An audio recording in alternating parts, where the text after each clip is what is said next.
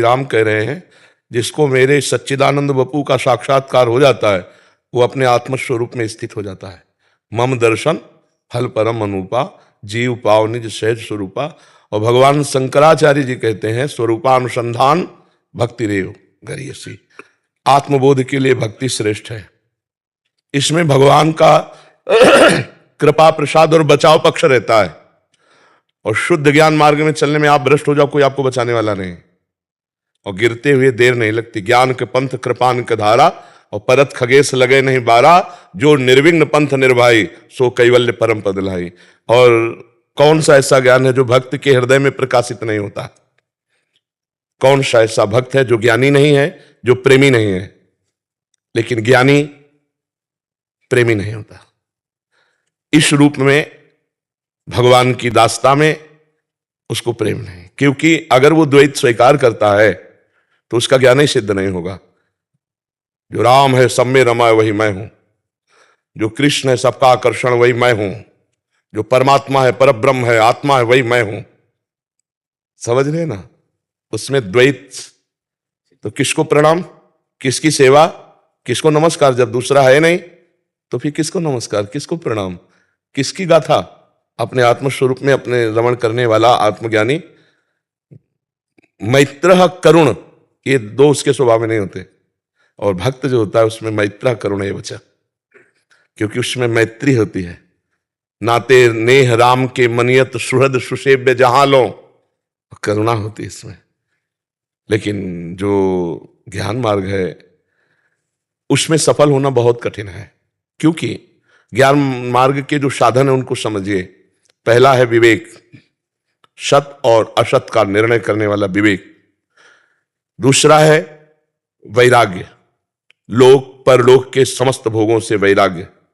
तीसरा है सठ संपत्ति, सम इंद्रियों का, विजयी दम मन को खींचकर विषयों से हटाकर स्वरूप में स्थित करने के लिए बिल्कुल अचंचल निर्विकार दम, मन का दमन कर देना।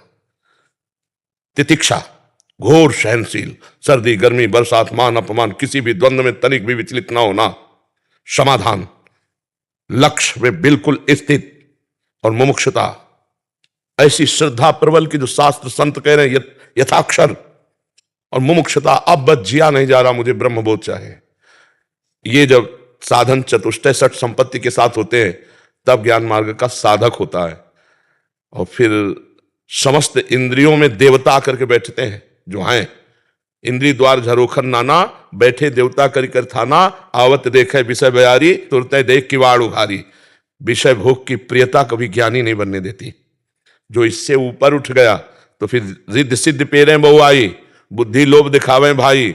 होय बुद्धि जो परम सयानी, तीन तन चितैना नहित जानी। रिद्धियों सिद्धियों को भी जो क्रॉस कर गया, अब वो आगे जाकर अपने स्वरूप में स्थित होता है। बहुत कठिन है। और जो ज्ञान मार्ग से कठिन, भक्ति में बहुत सरल है। कैसे? इसमें भगवान का सपोर्ट रहता है और इसमें दैन्यता रहती है। अगर उससे कोई चूक होने वाली होती है तो करो सदा तिनके रखवारी, जिम बालक राखे मातारी। भगवान उसकी रक्षा करते हैं और हर बात उसके अंदर होती। ज्ञान भी होता है, वैराग्य भी होता है, भक्ति भी होती है, सब कुछ होता है। समझ रहे हो आप? महाराज जी, भक्ति मार्ग मैं समझता हूं कि ट्रेन का इंजन है और ज्ञान मार्ग पीछे पीछे लगे डब्बे हैं। ज्ञान मार्ग में ही जाएगी तो सिर्फ नीरसता रहती है, भक्ति मार्ग साथ में रस देता है, उससे ही प्रपल्शन होती है। ऐसा ही है। नीरसता तो इस कोटि की नहीं रहती, सरसता तो रहती है, क्योंकि वो भी ब्रह्म रस है, आत्मानंद है, अखंडानंद है, विज्ञानाघन आनंद है। पर एक सीमा तक रहती है। ये असीम है, वो सीमित है। रस तो है, क्योंकि जितना भी आनंद है वो हमारे स्वरूप में ही है। हमारी जो आत्मा है ना, वो आनंद स्वरूप है। अभी हम देह भाव में फंसे हैं। आत्मानंद में आएंगे तो अखंडानंद होंगे। लेकिन जो सबकी आत्मा है, समझ रहे हो ना, जो आत्मा की आत्मा है वो परमात्मा, उसको जब हम अपने गुरु के रूप में, इष्ट के रूप में चयन करते हैं तो विशेष प्यार होता है, विशेष सुख मिलता है। इसीलिए जो प्रेम है ये सूक्ष्मतरम अनुभव स्वरूपम प्रक्षण वर्धमानम। अगर आत्मज्ञान हो गया, आत्म प्रेमी नहीं तो कुछ नहीं है। आत्मरति चाहिए, आत्म प्रेमी चाहिए। आत्मज्ञानी लाखों में कोई एक होता है, लेकिन लाखों आत्मज्ञानियों में कोई एक आत्म प्रेमी होता है। ऐसे भगवत प्रेमी तो और ही बिरला है। बड़े बड़े ज्ञानियों के चित्त में क्षोभ उत्पन्न कर दिया भगवान के रूप ने।